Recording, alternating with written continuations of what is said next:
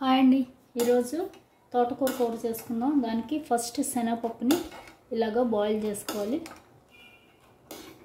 చూసారు కదా, ఇలా శనగపప్పు ఫుల్ బాయిల్ అవ్వాలి, కొంచెం బాయిల్ అవ్వాలి.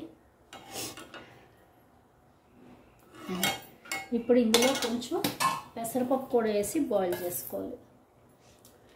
కొంచెం పెసరపప్పు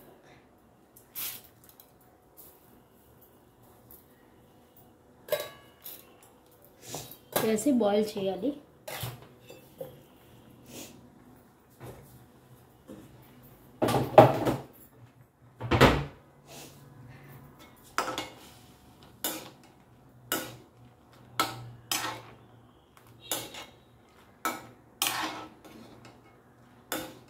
శనగపప్పు పెసరపప్పు ఇలా బాయిల్ చేసుకోవాలి.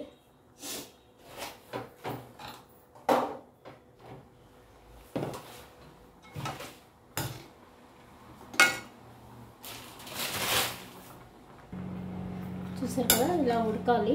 ఇలా ఉడికాక ఇప్పుడు మనం కొంచెం సాల్ట్ వేసుకోవాలి. కొంచెం వాటికి పట్టేటట్టుగా సాల్ట్ వేసుకుంటే చాలు. వేసి కాసేపు ఉడికిద్దాం. చూసారు కదా, ఇప్పుడు ఇలా ఉడికిపోయింది. ఇప్పుడు దీన్ని మనం వాష్ చేసేయాలి, వాటర్ అంతా తీసేయాలి. అండి ఇప్పుడు పోపు వేసుకుందాం. అన్నీ ఉడికిపోయింది. పెసరపప్పు అలాగే శనగపప్పు ఉడికిపోయింది కదా, ఇలా వాష్ చేసి పెట్టుకోవాలి. అలాగే ఇప్పుడు మనం దానికి కావాల్సింది తోటకూర కూడా ఇలాగా బాగా కడిగేసుకుని వాష్ చేసి పెట్టుకోవాలి. బాగా కడిగేసుకోవాలండి, ఇసుకుంటుంది తోటకూర. బాగా ఫ్యాన్ ఉంటుంది కదా, దాన్ని బాగా ఒక 1 అవర్ వాటర్లో వేసి వదిలేసి అడుక్కి ఫ్యాన్ దిగిపోద్ది. పైనుంచే తీసుకోవాలి. తోటకూర కడిగేటప్పుడు కూడా మనం కింద నుంచి తీసుకోకూడదు, పైనుంచి తీసుకుంటేనే మనకి ఇలాగా ఫ్యాన్ లేకుండా వస్తుంది. ఇసుక మట్టి అన్నీ అంటుకుపోయి ఉంటాయి కదా లేస్కి. బాగా 3-4 సార్లు కడుక్కోవాలండి. వాటర్ ఎక్కువ పెట్టి కడుక్కోవాలి. నెక్స్ట్ మనం ఆయిల్ వేసుకోవాలి. ఆయిల్ కూడా కొంచెం వేసానండి. ఆయిల్ ఎక్కువ వేస్తే మళ్ళీ ప్రాబ్లమ్స్ కదా. ఆయిల్ నేను ఇలాంటి పోపులకు కొంచెం తక్కువే వాడతాను. ఫస్ట్ ఆవాలు, మినపప్పు, జీలకర్ర, రెడ్ చిల్లీ అన్నీ పావు స్పూన్ చాలు వేసుకుంటే. ఆవాలు కొంచెం ఎక్కువ వేసుకోవచ్చు. రెడ్ చిల్లీ కూడా మన కారానికి సరిపడా వేసి వేయించుకోవాలి. పోపు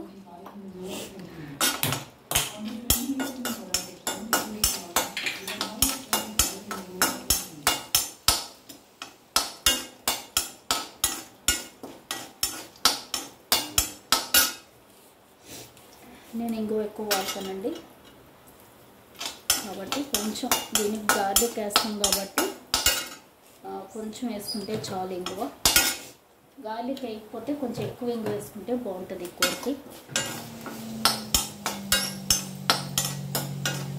కాకపోతే ఇప్పుడు అందరూ గార్లిక్ ఎక్కువ వాడాలంటారు కాబట్టి గార్లిక్ వేస్తున్నాను.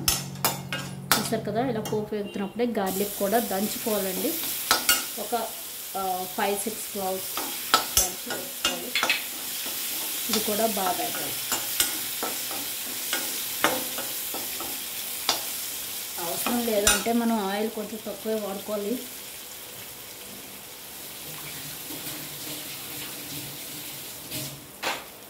అంటే ఫ్రైడ్ రైస్లు, బిర్యానీలు, రైస్ ఐటమ్స్లో ఎక్కువ పడుతుంది ఆయిల్. ఇలాంటి వాటిల్లో కొంచెం తగ్గించుకుంటే సరిపోతుంది. చూసారు కదా, గార్లిక్ని బాగా వేగనివ్వాలి.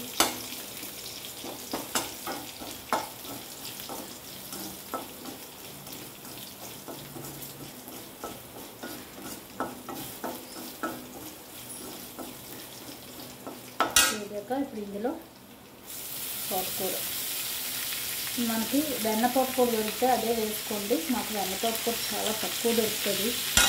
ఈ తోటకూర దొరుకుతుంది, కాకపోతే పీచులా ఉంటుంది. కానీ ఆకుకూర తినాలి కాబట్టి ఇది కొనుక్కుంటాము. వెన్న తోటకూర మాకు పెద్ద దొరకదు ఎక్కువ. అదైతే చాలా బాగుంటుంది కూరకి.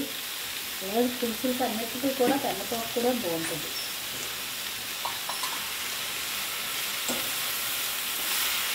చూసారు కదా, ఇప్పుడు దీన్ని వేగనివ్వాలి మనం. కొంచెం సాల్ట్ జల్లి. ఇంకోటి తోటకూర కూరలకి వాటికి కొంచెం సాల్ట్ తక్కువ వేసుకోండి. అలాగే కరివేపాకు, గ్రీన్ చిల్లీ అండి కూడా వేసుకోవాలి. అలాగే సాల్ట్ కొంచెం తక్కువ, ఆల్రెడీ శనగపప్పు వాటిలో వేసాం మనం కాబట్టి కొంచెం తక్కువ వేసుకోవాలి.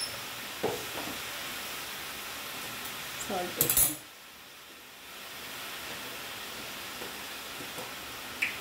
ఒక చుక్క మటుకు వాటర్ చేసుకోండి.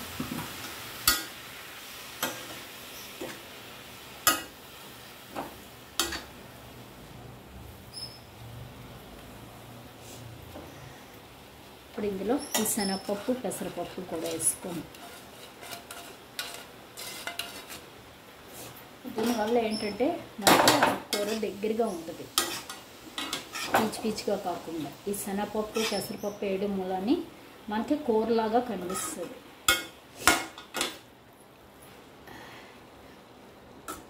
ఇప్పుడు అందరూ ఒట్టి కూరలు తింటున్నారు కదా, లంచ్కి వాటికి కూడా ఒట్టి వెజిటబుల్సే తింటున్నారు. మా ఇంట్లో 3 వంతులు వెజిటబుల్సే తింటున్నారు కాబట్టి వాళ్ళకు కూడా ఇలా తినడానికి కొంచెం బాగుంటుంది. కాబట్టి నేను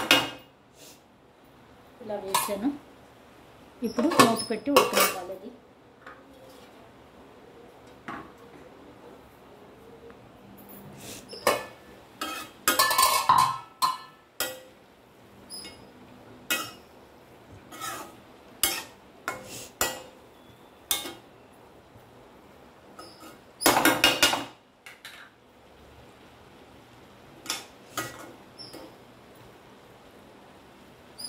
చూసారు కదా. ఇప్పుడు ఇందులో కొబ్బరి అండి, ఇది కొబ్బరి, జీలకర్ర అది మిక్సీ వేసింది, అది కొంచెం వేసుకోవాలి.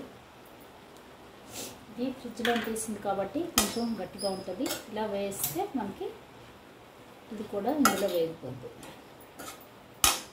కొబ్బరి, జీలకర్ర, గ్రీన్ చిల్లీ వేసుకుంటే ఇందులోనే మనం గార్లిక్ కూడా మిక్సీ వేసేసుకోవచ్చు, బాగుంటుంది.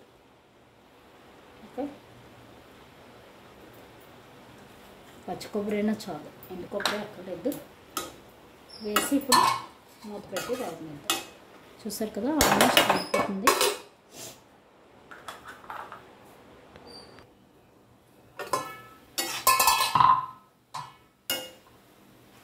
చూసారు కదా ఎంత బాగా అయిపోయిందో. మనం శనగపప్పు వేసాం కదా, పెసరపప్పును చక్క పడకలాడుతూ అయిపోద్ది.